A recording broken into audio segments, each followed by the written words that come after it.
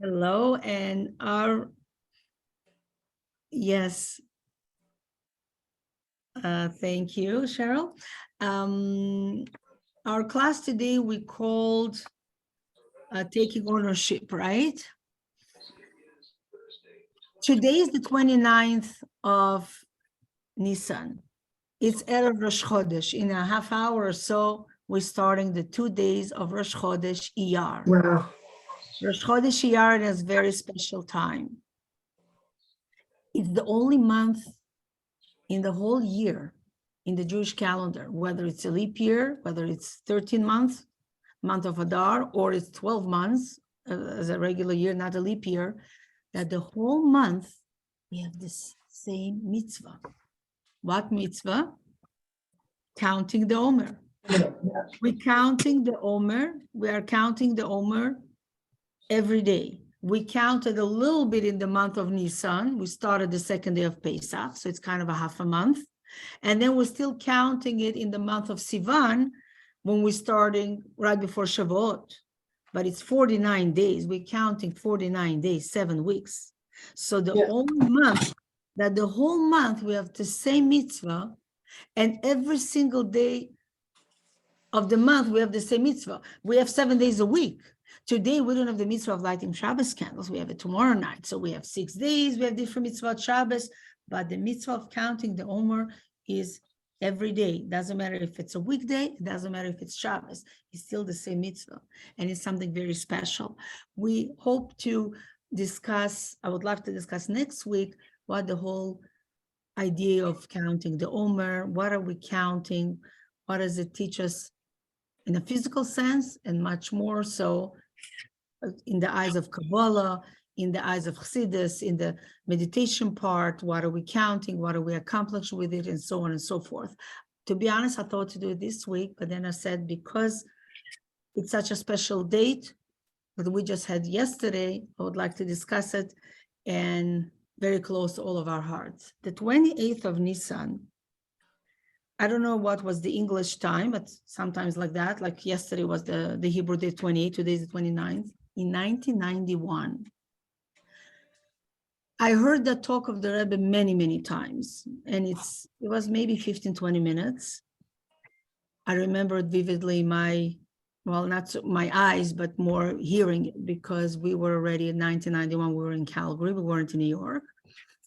We were in our house in Oak Ridge and Oak Hill Drive. Some of you perhaps were there. Those of you who were with us from the beginning. I don't know, Hilda, if you were there or not. I know Lenny for sure. You yourself probably as well in that house. I remember when we had the meeting with Lenny and Murd the first time they came on the board and so on. And I remember standing upstairs. We had over there a red carpet. That's what the people that lived there before, I think they were from Italy, so they, everything was red. Anyway. And we always used to hear, if the Rebbe would speak, we had a line that we paid monthly, whatever, like some people get together, and then we were able to hear over the phone. And the Rebbe started speaking. The Rebbe was very stern. And the Rebbe started speaking about the coming of Mashiach. And the Rebbe basically said that I did whatever I can, and Mashiach is still not here. So the Rebbe said, and it became like a slogan, the Rebbe said in Yiddish. Obviously, the Rebbe, as you know, the Rebbe most of the time spoke in Yiddish. There were times they spoke in Hebrew or in Russian, very seldom. But most of the time the Rebbe spoke publicly, it was in English, it was in Yiddish. The Rebbe said, tut als was ihr kennt. Tut als means do everything. Tut als was ihr kennt, what you can. The Rebbe said, als was ich hab getan, whatever I did, I didn't accomplish. I didn't bring Mashiach yet. It was about 11, it was Nisan, right? The time now. And then when the Rebbe got the stroke Adar, a month or so before Purim. It was a leap year in 1992. So it was about 11 months before the Rebbe got the stroke. And we didn't want to believe it then, obviously, but when we think back, we can see all the things what the Rebbe said, and so on and so forth, how the Rebbe knew what's coming, and he was preparing us. The last talk the Rebbe spoke was, the last book that Rebbe gave out also was all about Ahavat Israel, Avas Israel, loving a fellow Jew, how to be together, how to learn, the Rebbe spoke about the fact that the previous Rebbe, the Rebbe's father-in-law, a teacher, a Rebbe, their strength, their strength is in their mouth, in their speech. How does a teacher speak? Obviously with action as well, but through speaking, through teaching. And the previous Rebbe, towards the end of his life, had a very hard time speaking. It was hard to understand. It was not clear. How did Hashem took away the strength, the speech that was hard to understand? Not everybody understood what the Rebbe was saying, and so on and so forth. The previous Rebbe, I mean. And then when the Rebbe got the stroke and the Rebbe couldn't speak, and we were able to see how the Rebbe was preparing us, and the Rebbe said that the previous Rebbe had many books and many talks, and we had to learn, and we had to be the Rebbe's mouth, and we have to continue. And it was like, and I remember hearing it, and we said, okay, he's speaking about the previous Rebbe. The Rebbe is not trying to allude to anything, right? But anyway, the 28th of Nisan, which was yesterday, and there were a lot of gathering, a lot of classes, a lot of things together. People spoke because it's 32 years now. I can't believe it took so long. That the Rebbe said, do everything you can. Tut alles was ihr kennt, because whatever I did didn't help. The Rebbe gave us over. And what I said I remember is because I remember standing there at the time we had just the three older kids, Hani, Yossi, and Musi. Levi was born already after the Rebbe had the stroke in 93. And 92, whatever, right after. It was still 92, yeah. The Hebrew year was the next. Anyway, and I remember hearing it, and I'm looking at Menachem was looking at me. We were like, shocked. What? The Rebbe is saying it's up to us. The Rebbe is giving us. The Rebbe said, I'm giving it to you. Who are we? If the Rebbe didn't succeed to bring Mashiach, who are we? What are we going to do? For a lot of meetings and things, and it's already 32 years. I cannot say that we did not bring it closer. Obviously, it's closer. But Mashiach is still not here 100%. If a week ago or 2 weeks ago, as we all know, a week and a half ago, terrible news in Israel that 2 little girls were shot, and then their mother passed away. And then all the time, like, I don't want to say all the time, but it's terrible. This is what we are to expect in Israel. This is Moshiach. This is not Moshiach. This is terrible suffering. How can we even fathom? How can we even explain it? It's so terrible. I can't think about it. I think about it and I cannot sleep at night. I'm sure everybody else. To kill with blood, with cold blood, and the whole world is quiet. Nobody's saying anything. Just when Israel retaliated, that's what it goes on the news. Look what the Israeli army did. Look what Israel did. But why did they do it? That the little girls were murdered in cold blood like that? Finished their life? Why? What for? Remember a few months ago, the boy that was shot also in a terrorist attack from Edmonton? A family, yes. Like the list doesn't end from what we had. Chas v'sholom, God forbid, it's not should happen. This is not. How can we understand it? And we see, the more I look back and I listen to the Rebbe's talks 40 years ago, 45 years ago, 50 years ago, the Rebbe's pain, and you can see how he's foreseen it all, how the Rebbe was strong. The Rebbe said, we have to hold Israel strong. We don't have to show any weakness, because when we show weakness, then the terrorists become strong. We have to, but unfortunately, what they're to say? I don't like to say, all the things. We gave away this part of Israel, we gave away Gaza, we gave away this. For what? Did we get any peace? Did we get anything? The opposite. We brought the enemy even closer. Who thought years ago, I remember when I lived in Israel, that there should be missiles to Tel Aviv, to this? No, it was always only on the borders. Now it's everywhere, unfortunately, because we brought the enemy inside our house. But anyway, it's very painful and we don't want to go there. And the only reason that I'm bringing it up is because for some reason, the 28th of Nisan is Koach. 28 in Hebrew, the numerical value is Kafchet. Kafchet spells Koach. Koach is strength. Koach is power. Yeshli Koach. I have the power, I have the strength. So obviously that date has a lot of, and the day before is Yom HaShoah, the 27th time we just had. And I do want to say, I don't want to leave long. I don't know, speak long about it. I don't know, Hilda, if you heard my message, but I left you a message on your cell phone. I was very, a pleasure. I was very, and those of you who were there, I think Hilda did an amazing job, unfortunately, that she had to read that poem, but it was so well read. It was so well articulated. It was, it was amazing. And fortunately that I understand the Yiddish, but it was so difficult to listen. It was so difficult to listen. It was one of the camps that my Tat is given In one of the camps your father. My father was in Mauthausen, my Danik, and in Bergen-Belsen, all three. All those terrible places, yeah, and it just the mountains of shoes and this and the little baby shoes and little it's terrible. And that's what hurts so much, that it wasn't just then. I mean, God forbid nothing should happen. But when we hear about 2 little girls murdered, where did their shoes go? Like it's terrible. I just want to thank you for doing such a good job. And we should not have to do more Yom HaShoah, because God willing, when Mashiach will come, all those wonderful people will be alive again, and it should be just memories on the past, but we should be able to see them. Amen. So that day has koach, it's not just by accident. We have the power. And I listen to many people speak about it, especially in Chabad, and people who are Lubavitch and not Lubavitch. It's 32 years. 32 also represents lev. In Hebrew, the word heart is lev.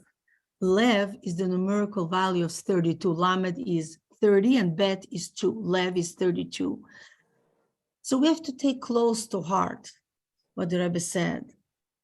The Rebbe didn't care Moshiach for himself to make his life easier. When the Rebbe spoke about it, you were able to hear the Rebbe lived it, the Rebbe felt, especially as I said before, when the Rebbe spoke about Israel. You were able to see how the pain, and the Rebbe said, all those people who perished, they are going up. The Rebbe was speaking especially about Israel, about the terrorist attacks, and about how many people died in the war, Yom Kippur War, and the other wars, and so on, and all the things in Lebanon, or whatever, unfortunately, too many to. He says, those parents, those siblings, those are up there in heaven, and they see their families down here suffering. And they were screaming. He says, why? What for? Why are we have to stop that they should die. There's no, like, they was saying it, how much you were able to see that he sympathized, that he can see the pain of the souls up there when they go before their time, and they see how their families are suffering here. All those young soldiers who passed away at the age of 18 or 17 or 25 or whatever it is, and how their parents are grieving. I mean, God forbid, Yom HaZikaron, and you see all the young mothers and all it's beyond. And I know all of us feel the pain, but as growing up in Israel and living there for all the years that I did, and I know many of us here lived in Israel or we didn't live in Israel, doesn't matter. It's still your own people, whether you know them or not. We feel like family. And some of the talks that people were saying, the reflections, they were saying, we have to take it personally. The Rebbe told us all, tut als, tut, do. It's very many times. The Yiddish has a lot of words that are very similar to English. Tut, do, to do, to ton, als, everything, als. Tut als, was ihr kennt, everything that you can. And in the last Kinus HaShluchim, in the last conference, 1992, that the Rebbe spoke to the Shluchim, because 1993, unfortunately, the Rebbe couldn't speak anymore in a physical sense to us. The Rebbe said that everything that we do, and we have the words from the Haggadah, from Haggadah Shel Pesach, which is just at Pesach, lehavi li'imot Mashiach, to bring it to the time of Mashiach, which means everything we do, we should go to sleep, we should get up in the morning, we should think, what can I do today to bring Mashiach closer? My little granddaughter, Sarah, Yossi's daughters, they live in California. Many of you maybe saw her when she was at the bar mitzvah. Our grandkids running around there, the little blondie, but a lot of them are blonde anyway, sweetheart. She just turned 8 on the 26th of Nisan. So 2 days ago, we spoke as we were driving to school. We spoke with her, and Yossi and her were speaking, and she was saying that she decided that she's going to try every morning when she gets up, and she says, Modani, especially because we were so close to the 28th of Nisan, when the Rebbe said, do whatever you can to bring Mashiach, she'll be thinking every morning. And I said, that's so wonderful, Sarala. What can I do today to bring Mashiach closer? What can I do? What can I do? We always have to believe, and it says in Torah that every day and every moment in our lives, we have to know that the world is on a scale. And each one of us, with one deed, we can bring the scale either higher or lower with the good deeds, or God forbid, with not the good deeds. And that's what it says in Torah. Our sages are saying that a person has to feel that they're the ones that can bring the scale either for more good things or, God forbid, wrong things. You cannot say it doesn't matter what I do. No, every deed makes a difference. And you never know if this is going to be my deed or your deed today, that you're going to tip the scale, that we have so many more good things than bad things, and we're going to merit the coming of Mashiach. We don't know what will tip the scale. And in that's what the Rebbe meant. That's how we have to live our life, not, God forbid, to be anxious, but to feel that it's up to me. Because the Rebbe said, do all, tut alles was ihr kennt. And I remember, again, hearing it then, many people saw it they were their presidents of 70. Many of us heard it over and over. And when you hear it, I wish I was able to make it here to listen. I didn't prepare it, and those of you who understand Yiddish would enjoy it, would appreciate. But those of us who don't speak Yiddish also, because you were able to see the way the Rebbe spoke. The Rebbe usually spoke, well, it depends what the Rebbe spoke. When he spoke about Israel, it was always with a lot of emotions. But the Rebbe said, tut alles was ihr kennt, like he almost yelled, to bring Mashiach. And he says, I wish there will be 10 people that will take it seriously, or 3 people, or even 1 person. And then a short while later, there is a video, very painful video, of a mother who lost her son. I don't know why she lost her son. I don't know if it was to illness. She spoke to the Rebbe in Hebrew, I think, maybe in English, I'm trying to remember. I don't know if she lost him as a soldier or to illness, whatever it is. It's terrible. And she told the Rebbe that she wants her son back, and she wants the Rebbe to bring Mashiach. And she was crying. It was very by dollars when she went through, and it was scary to see how the Rebbe answered her that it's up to her, it's up to the people. And she said, but you're the Rebbe. If you cannot do it, who can do it? And the Rebbe said, well, I'm the Rebbe, and I'm telling you who can bring Mashiach. Like the Rebbe was saying, it's not in my hands, it's in your hands. Obviously, the Rebbe could have bring Mashiach on its own. God could bring Mashiach, but for whatever reason, we have that merit that we should be able to bring Mashiach. And we really have to take it that to believe in it is in our hands. One less time when I pick up the phone or when I see a friend and I try not to gossip, that's a huge mitzvah. It's interesting. I met somebody a few days before we were speaking, and the lady told me, she says, Rochel, I remember you were speaking and you said once that speaking Lashon Hara, speaking gossip, it's a very terrible sin. And it's a sin that affects 3 people. That's what it says. In a spiritual sense, why 3 people? The one who speaks. If I'm saying something bad about somebody, then it's wrong of me. The one I'm speaking about, because I'm saying that they did something bad. So that's brings again the judgment. It reminds kind of in the spiritual world, because whatever we say and whatever we do has an effect. That's why it's so important to be positive, to think positive, not to say something bad. When, God forbid, there's a funeral, we always know we don't do judgment. We say good things the person did, not silly things. Many times people say, oh, they used to love to cook and they used to love to laugh. Say the mitzvahs they did.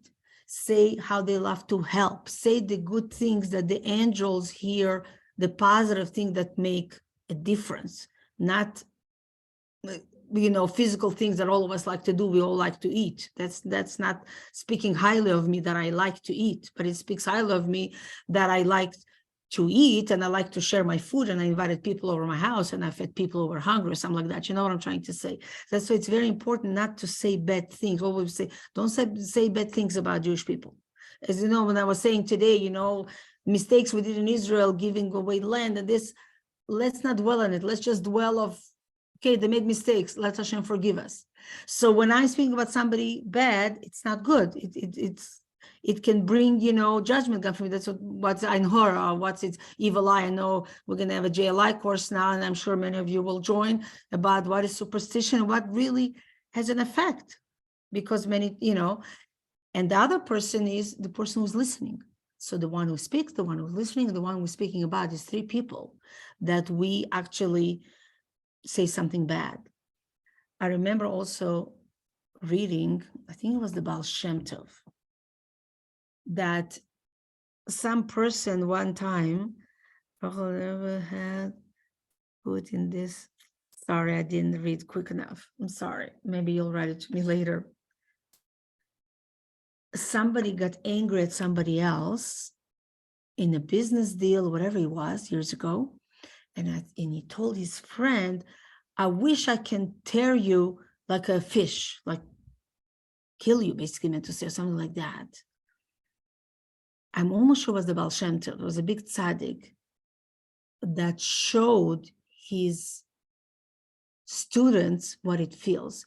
It's known, I don't know if you ever read, that the Baal Shem Tov, many times he wanted to have his students see things that are not in this world, see things that are beyond that humans can see, that regular people can see. In the Baal Shem Tov, the vision.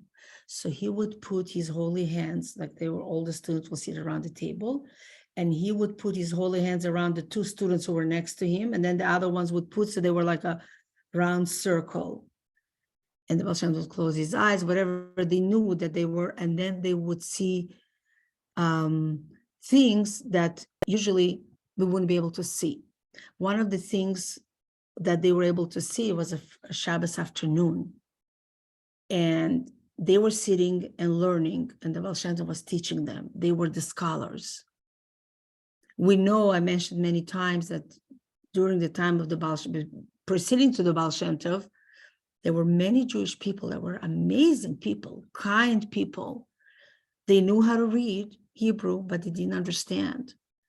The parents did not have the money to send them to schools, or they weren't intelligent enough to understand the Hebrew, to learn the Gemara, to learn the Chumash. They kept Shabbos, they kept mitzvahs, they davened, but they had their own shul, because they weren't the learned people, and the people who weren't the learned people, they couldn't go to the shul. Remember, there were a lot of divisions, and that's what, when the Baal Shem Tov came, when the Chassidus came, he started breaking those barriers. And there were a lot of people very angry at him. They said, I'm a scholar, I'm a rabbi. How am I going to go and speak to a shoemaker? And the Baal Shem Tov said, why do you think you're any better? Just because you have a lot of intelligence in Torah? But that shoemaker is a very special person. Either he doesn't know, he cannot learn, he does all the mitzvahs. He cannot learn, either he's not capable, because not all of us are intelligent the same way. Some of us sing beautifully, some of us don't. Some of us can dance, some of us can learn more, right? Or his parents just did not have the means to pay for a private tutor, so they learned whatever they can, but it doesn't make me any better. But anyway, it was, so the Baal Shem Tov one time, or many times, wanted to show to his students how special those simple Jews are. They were called simple because they couldn't study. And he made them see the vision. So all of a sudden, they're all sitting, they closed their eyes, and they were able to hear beautiful prayer. They didn't know where it's coming from. They heard beautiful prayer. Oh, Tate Zisser, my sweet father, in Yiddish, right? They'll speak, and they would read Tehillim, and then they said, oh, this, and like, and they were saying Tehillim because they couldn't study. It's Shabbos in afternoon, you ate the meal till mincha, you spent time in prayer. And the way they were saying the Tehillim, they were like, they started crying. They were saying, this is amazing sounds. These people, like, they just heard prayers and they didn't know where it's coming from. They thought it's coming from heaven. Like, who is praying like that? With so much purity, they were able to explain. And then the Baal Shem Tov took away his hands from the students that were next to him. So they all stopped seeing the vision, opened their eyes. And he told them, did you hear it? And they said, oh, we wish we had so much kavana. We had so much intention. We wish we would pray like that. Where did we hear? Who prays like this? Angels in heaven? Where were the sounds coming from? And the Baal Shem Tov told me, you know where the sounds were coming from? Do you know there's the little shul, the little wooden shul that is 2 streets away? That's where it's coming from. The simple Jews that are praying in that little shul, that was their prayer. That's how it sounds in heaven. He was teaching the learned people how special a simple Jew can be, and that we should respect everyone for whatever they do, because a mitzvah that can be very easy for me can be so hard for someone else. So when they do it, it's such a wonderful diamond in God's eyes. And a mitzvah that can be so easy for you can be so hard on me. So when you do it, you get a jewel. When I do it, I get a double jewel. And vice versa, right? We understand it. It depends. For somebody to listen to elderly parents and not to answer back is not a big deal, because I never answer my parents back. I know better. And for some other people, it's very hard not to answer the parent. They really have to hold, especially to the younger generation. What? My mother is yelling at me in front of my friends, and I'm not going to, sure, I'm going to answer. I'm going to teach her a lesson. Each one has their test, and we have to cherish everyone. And the reason we're bringing up those examples is because that's exactly what the Rebbe meant. And I felt like it's very important to mention that, because we just come from that special day. It was just yesterday. And I tell myself many times those Yiddish words, tut alles was ihr can, do everything that you can. I heard that sikha, that talk from the Rebbe over and over the listening and that the Rebbe stood on the podium and very stern, very serious, and the way the Rebbe spoke and so on. Like, basically he gave us that. It was like a wheel that the Rebbe gave us orally that we should do, and none of us can take it away. We cannot say it's not my obligation, because each one of us, there was a talk once that the Rebbe spoke that said, each one of you is a Rebbe. What do you mean? I'm a Rebbe? You're a Rebbe? What do you mean a Rebbe? A Rebbe is somebody. Yes, each one has to feel that I have something special that I can share with you. And you have something special you can share with me that I cannot learn it from me. I learn it from Hilda and from Holly and from Dorit and from Nechama and from Janetta, from Cheryl, from Loredana, because they understand it in a way that they understand it better than me. When they explain it to me, I see, wow, this is very special. So I can do that particular thing on a higher level, and I learned it from you. And then you learn something from somebody else, and you learn. We all have to feel not proud, but an obligation, a merit, a schut, how do you say? Yeah, merit, a privilege that I was born to this world, because I can bring something to this world that nobody else can. Otherwise, there would be no reason for me to come to this world. I came to this world with many, many qualities, and many of us have the same qualities, but I do have a quality, and you have a quality, we all have qualities that we can do better than someone else, and we can teach, not to show I'm not better than somebody else, but you know what I'm trying to say, that something Hashem gave me that only I can accomplish. And that's why I came here. I don't know what it is. So I have to try to do everything. It can be in me the way I act, it can be the way I speak, it can be the way I explain, it can be the role model I give to my grandchildren, to my husband, to my colleagues. I mean, we're all women here, so to speak about that. We don't know what can tip the scale. Leolam yireh adam atzmo, I'll say it in Hebrew for those of us who understand. Leolam means forever, always. Yireh adam atzmo shakul. Shakul means on the way. Chetzio zchuyot, chetzio averot. Half the zchuyot means merit, or half, God forbid, sins, not the right thing. So if I always think, you know what, doesn't matter, I'm going to do now something bad. No, if I think, I can make the whole world on a scale tip to divorce, how can I do it? I can't. And God willing, I want to share with you a few stories with that feeling in mind, with that knowing it, that it's up to us to bring Mashiach. It's up to us to stop, God forbid, the sad things that happened in Israel. God forbid should not happen. That happened in the whole world. That happened here. People should be well. Nobody should be sick. So on and so forth. Actually, to see Mashiach. What is Mashiach? Yemot HaMashiach, Yemot, the days of Mashiach means that will be a world, as we have it in the Rambam writes, that there will be Ma'adanim Metzuyim Ka'afar. Ma'adanim, Ma'adan is the delicacy. Delicacy? Something I'm saying wrong. But anyway, food that is very yummy, right? We're going to have afar. Afar means dust, money, chocolates, whatever there is, candies, diamonds, nice clothing, whatever we like, nice cars, homes. It will be so much. It will be so plenty. It will be like afar, like dust, like earth. Like you have a lot of it, there will be tons. But we will cherish things, the whole world will be full of God, kamaim layam mechasim, like water that covers the earth. When you look at water, it's covered. You can't see the earth. There will be so much knowledge of God. So the physical things will be like that. We will see that it's not important. We will really feel it. We will have so much of it that we're not going to need more. You have so much gold. What do you need it for? It's not going to be something special, but we will cherish the spiritual, the godliness, the things that are really valuable. Nobody will be says lo milchama, lo tacharut, lo machalot, no sicknesses, no hatred, no jealousy, no war, no suffering. It's hard for us even to understand. There'll be the whole world would just want to be good, and everybody will be no evil. That's what the days of Mashiach are supposed to be. We are getting close to it because so many things have changed.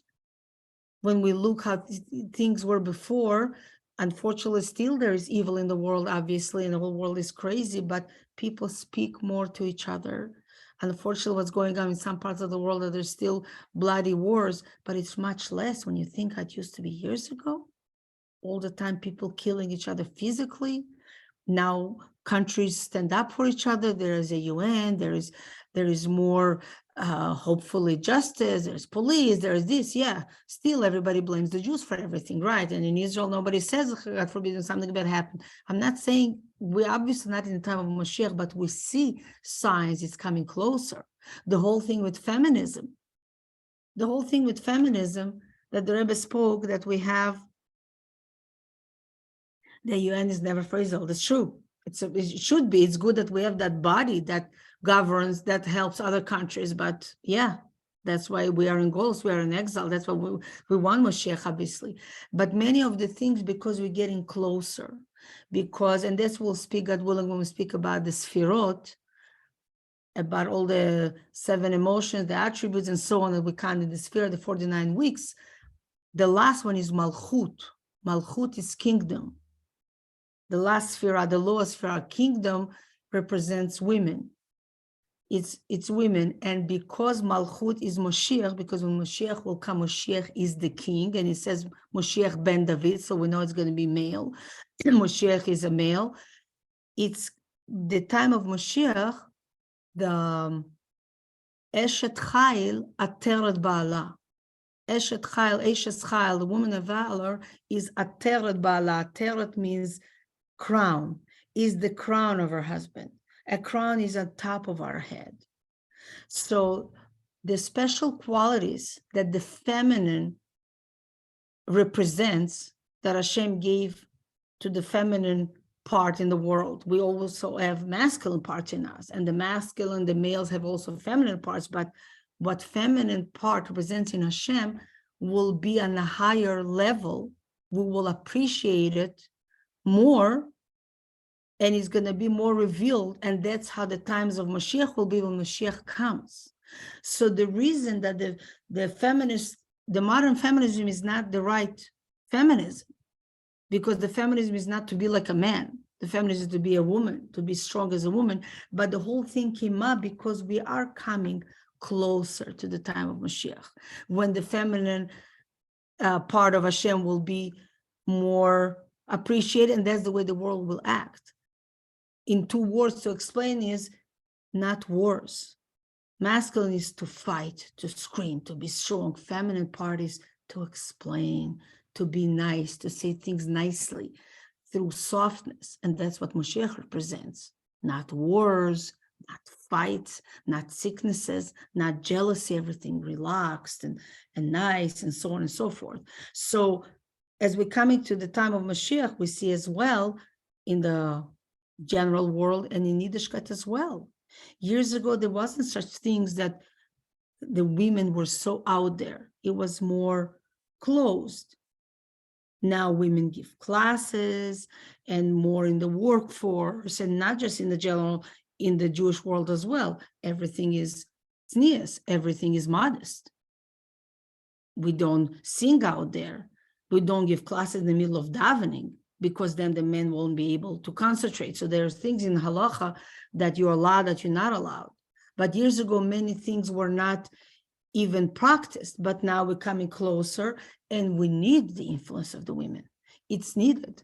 The Rebbe was the first Rebbe and the only Rebbe that spoke, maybe the previous Rebbe also sometimes, I don't know, but I know the Rebbe for sure that spoke only to women 3 times a year. Before Rosh Hashanah, all the men would leave 770. And I remember I was there a few times. Even somebody found a picture of me standing there. All the men would leave, and the women were downstairs in the shul, and the Rebbe would come down. The Rebbe spoke to the women before Rosh Hashanah.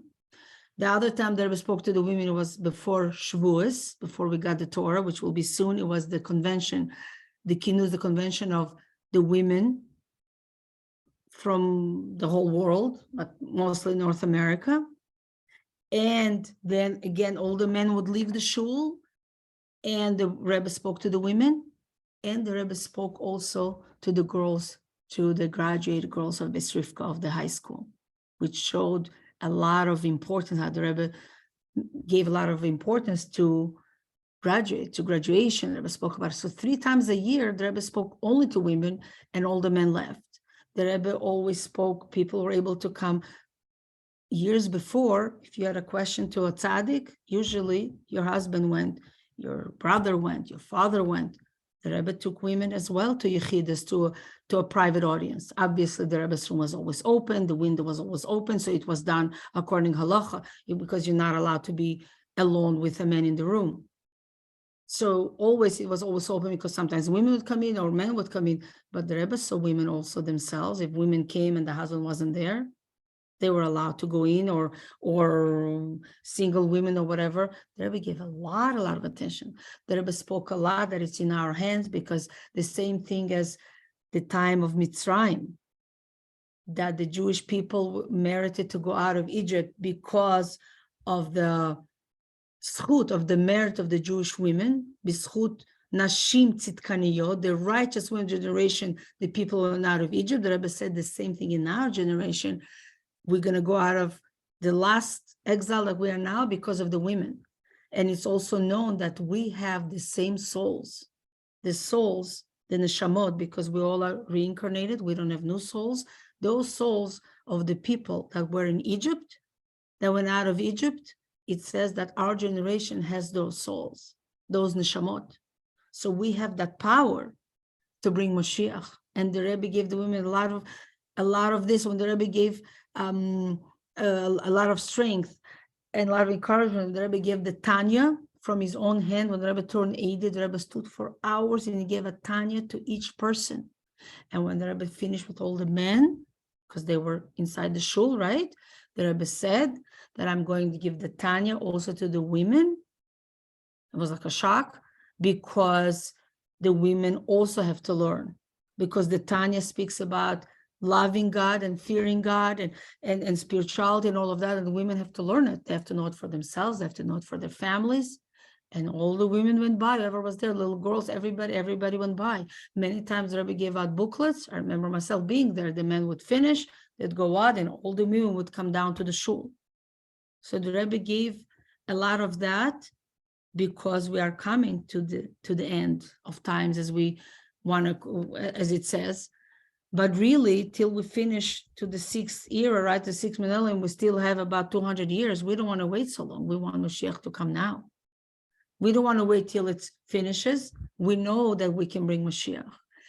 And if each one of us, I'll finish with that and I'll tell a story. If each one of us will take it to heart, that we can really tip the scale, and it's in our hands, and we have that special strength as Jewish women always had, but even more so now, like our great-grandmothers in Egypt, we will do it more. And I feel as now is the special time to mention that we want to thank Holly for sponsoring our class today, also in the merit of a very great woman, very special woman, Holly's mother, Ola Shalom. I love her name, the Hebrew name Mariasha. Mariasha is a great-great-grandmother to my son-in-law, to Musi. Wow. Mendel. She was a woman who lived to 106. She built a family of hundreds and hundreds of her great-grandkids. She unfortunately lost her husband, I think in a pogrom in Russia. He was young, he was in his 40s. She raised herself, her children, left Russia after the war and so on. She was, I remember her. She was an amazing, strong woman that had built up so much. Amazing. So when you said Mariasha, it right away brought my sister-in-law, also named after her youngest sister-in-law, Mariasha. She's 13, 14, something like that. So I would like to hear from you. Everything we learned, Holly, was in the merit of your mother's yortzeit in Neshama. We want to hear a few words about her, and then I would like to end the story, the class with a story again about a great woman in Russia. Very short one. So please, Holly, thank you again for sponsoring the class and your mother's Neshama Shereven Aliyah. Thank you. It's actually was my mother's birthday. She would have been 95 last Friday. Right, you mentioned, wow. So I just wanted to say that she was a very talented woman. She had a beautiful voice. She could draw. There were many things she could do. She was a good daughter, a good wife, a good mother, and a good bubby. And I learned a lot from her, and I'm proud to be her daughter. So thank you. That's beautiful. Thank you. What was her name? Mariasha and her parents? Chaim and Rebecca. Very nice. Wow. Very nice. Beautiful. A lady by the name Bunya, with her husband, lived in Finland. The story goes, starts with about a little bit before World War II in Europe. And they had 3 little boys. And then all of a sudden, the war was starting, and they said that everybody has to go to work. All the men have to go out and go work, to protect themselves from the war. So they had to dig tunnels and so on and so forth. And the husband, he said, well, he's got to go, because if he's not going to go, he's not going to get any food and they can arrest him. All the men had to go work. And the mother said, how can you go? Who is going to teach the boys? We have 3 little boys at home. Somebody has to teach them. So I'm going to go. And she went outside to work. And when the guard saw her, he says, you're a woman. This is very hard work. You cannot do it. She didn't answer, and she continued working. And in the end of the whatever time they had to do it, he came over and he said, wow, you accomplished so much more in the short time, much more than all the other men did. She did it with a lot of, obviously, energy, perhaps that she didn't have it, but she didn't want them to go take away her husband, because then nobody's going to be learning with her boys. And she wanted her husband to teach the boys to know the stuff that they have to learn from their father. And time went by a little bit more, and a few months later, they had to escape and they had to run away. And they had to flee from their place more inside, where there was no, where the war zone was a little bit easier. And they were running and running. And during the time that they were escaping, the father unfortunately got very ill. And he says he can't continue anymore. And he told the boys, please, wherever you are, don't forget that you are Yidden. Please continue to learn Torah and to do mitzvahs in whatever cost is going to cost you. But you have to know you are Yidden, you must continue. He couldn't continue with them. Unfortunately, he had passed. And now the widow with the 3 little boys escaped to a place that was a little bit safer. And now she has to take care of them. Unfortunately, three orphans. And she had to feed them. So one of the times she collected some clothing and she wanted to go outside. They ran away to Russia. There was more safe then. And she wanted to sell. And the oldest son told her, Mom, we're not allowed to do any business. They don't allow. If they're going to see you with a basket or a bag of clothing, they might arrest you. She says, but I must feed you. So I'm going to go and try. And as she went out, a guard caught her. And he says, you're going to have to go to jail. For many years, you weren't allowed to do it. And actually put her, brought her to jail, to police, closed the door. And the guard was yelling at her. And then as he was yelling and said, you have to stay here, as he was going out, she was a big miracle. She managed to go out of the cell. He didn't realize, he was so mad, he didn't even think that a woman is going to have that courage. But Bunya had the courage and she tried to go out. The guard didn't see, and then she went quickly to the door. Just imagine, I was listening to that story, illustrated as well. It was just like thinking, she has 3 little boys at home.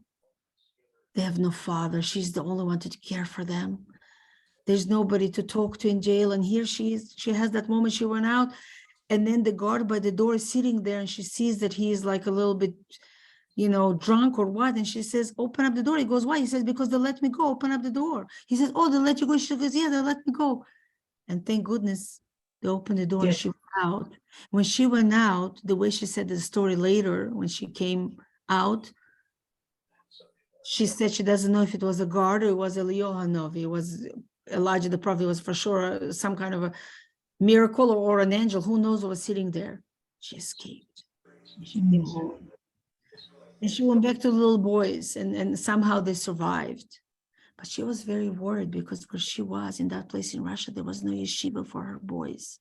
And she really wanted them to grow up to be God-fearing Jews, to be Yiddish Ingelach, the way a Yiddish boy has to be. And one day she was walking in the street. She saw a chassid. And she came over to him and she says, you're a chassid, right? And he said, quiet, don't speak loud. He said, please, my son is, the time maybe he was 12, my oldest son, please, can you take him to the yeshiva where you go? Take him to Samarkand. Samarkand was more more in Asia, like more, I guess, south, far from the war zone, and the government wasn't maybe a little bit not as present there. They were in Moscow or another. I don't know exactly what city she was in. I forgot, with her boys. And he said yes. He said, please take care of him. And she sent her son. You can imagine in her heart What does it mean? I have such a hard time sending my children when I will speak to you about it, but we can speak. I can speak on the Yeah. phone times a day. Those years, there was nothing.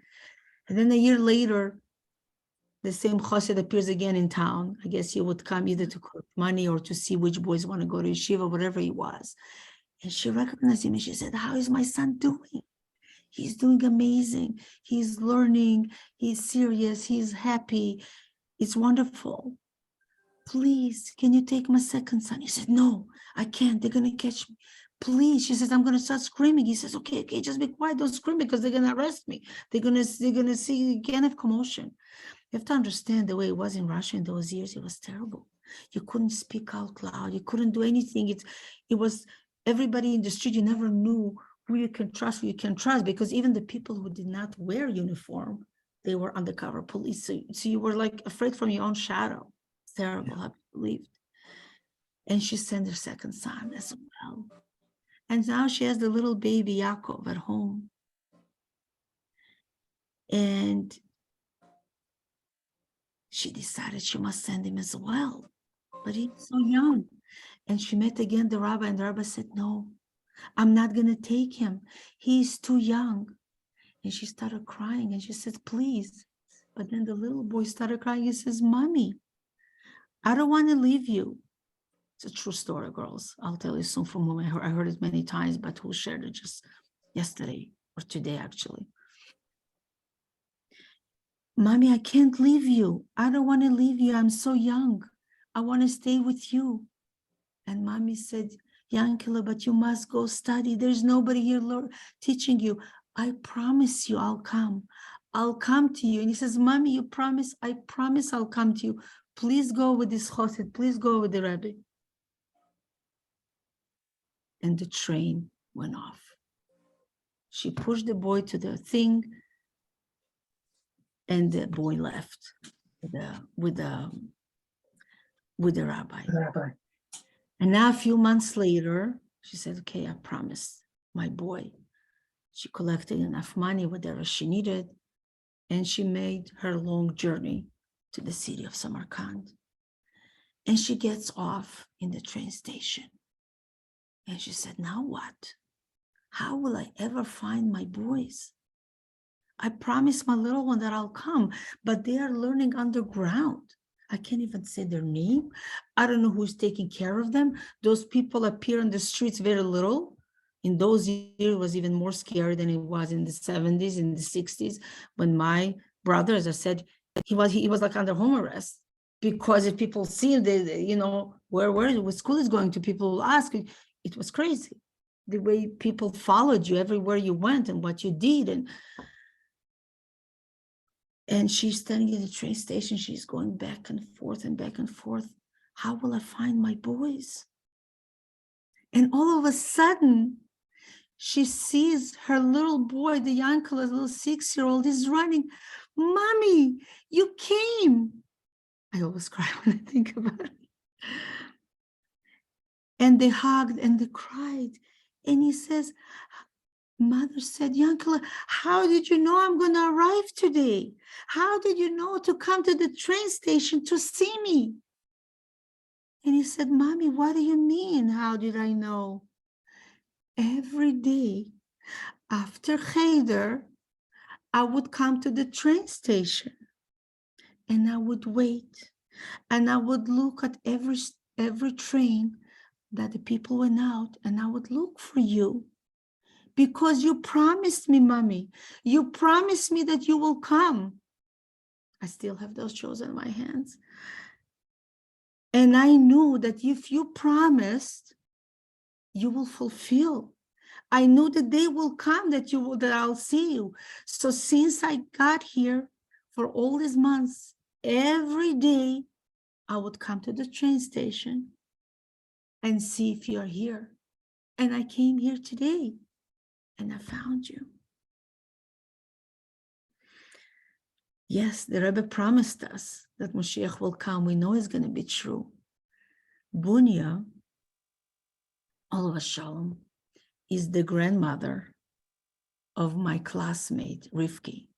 And she published again the story. I knew the story many years ago. Her father, Olav Shalom, the little boy, the little 6-year-old. He grew up, Rabbi Shvei, and he became one of the head rabbis in Crown Heights. To be a head rabbi in Crown Heights in the Lubavitch community, you have to be some kind of a person, very knowledgeable, high stature, because they have so many rabbis there, so many learned people there.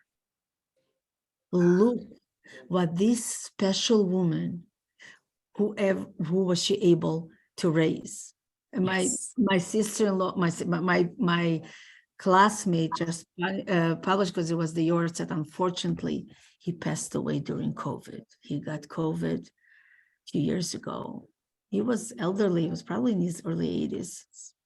He was a very special rabbi, very special man, very understanding, very kind, it's a beautiful family.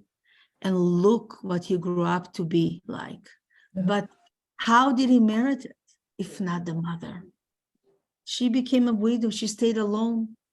And look how much she sacrificed from herself. Never mind the hard work, but this is the hardest thing, to part from a child. Again, Yes. speaking about it because, God forbid not to part in such a way. My kids leave and it's hard.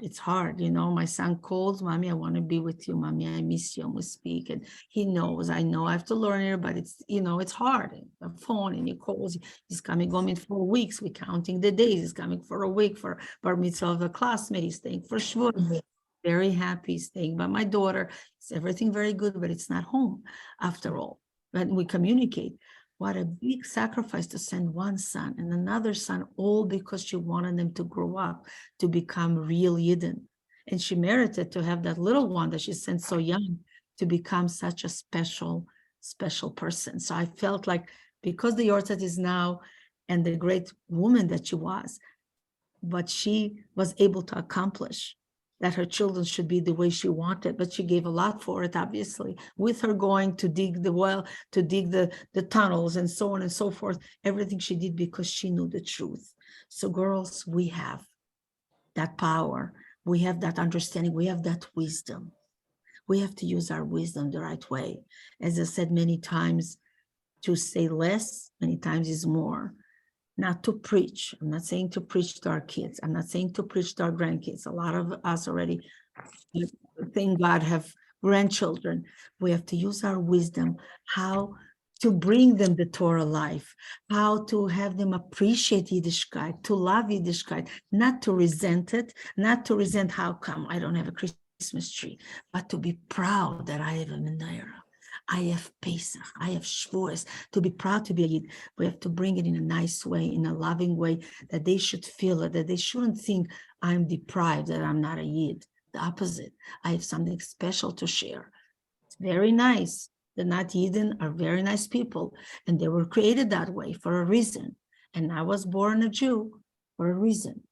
And I have to use that reason. I have to be happy, not, oh, poor me, proud me.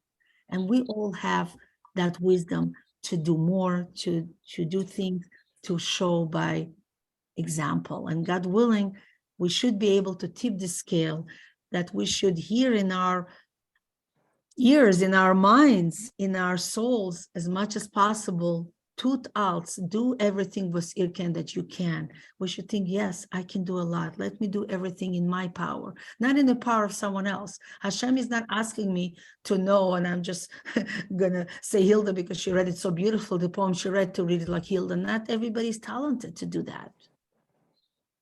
But she's talented to do this, I'm talented to do this, Holly is talented to do this, and Nechama and Dorit and Loredana and Cheryl and Janet, each one of us is talented to do something much more than the other person.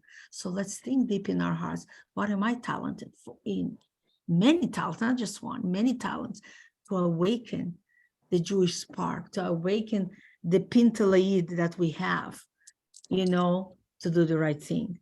Let us all have a wonderful month, a wonderful Chodesh, Rosh Chodesh tonight, the month of Iyar, that we have that special counting of the Omer, that we are supposed to go up higher and higher and higher, 49 steps, till the 50th step, that is Shavuot, that we are merited to reach the Torah, to get the Torah. So we have a whole month that have that whole month, the same mitzvah to go every day higher and higher and higher. Yesterday I was on this level. Today I'm counting another day and another day and another day. And God willing, we should be able to be from those righteous women that we're going to merit to bring Mashiach, Amen, in our days. Amen. Good Shabbos, everybody. Chodesh Tov. Everyone Chodesh be well. Thank you so much for joining. And Such a guys, beautiful sorry that we went a little bit night. late. Good night. Thank good you. night. Thank you, Rebbetzin, for your kind words on the phone and tonight. And as you said, we all have so many gifts that God gave us. May we use them well. Amen. Amen. Amen. Amen. Thank Bye, you. Nicole. And again for Holly for, oh, she went off already. For her mother's for her mother's birthday. Thank you. Thank Take you. care Bye-bye. and good Good night. Shabbat and good Chodesh. Chodesh Tov. See you next Shabbat week. shalom. Shabbat shalom. Shabbat shalom.